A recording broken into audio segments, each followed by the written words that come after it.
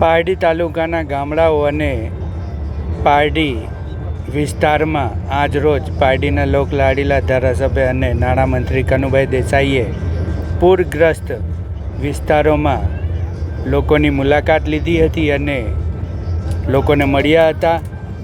લોકોને થયેલ નુકસાનનું નિરીક્ષણ કર્યું હતું અને અધિકારીઓને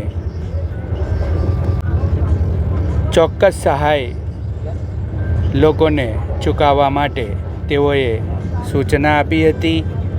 અસરગ્રસ્ત વિસ્તાર સોંડલવાડાથી લઈને ઉમરસાડી, ટૂંકવાડા, પરિયા અને ઉદવાડા સહિતના વિસ્તારોમાં તેઓએ મુલાકાત લીધી હતી.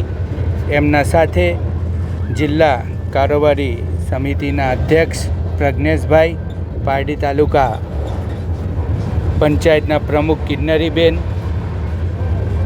તાલુકા ભાજપ પ્રમુખ પુનિતભાઈ સહિત નેતાઓ ઉપસ્થિત રહ્યા હતા.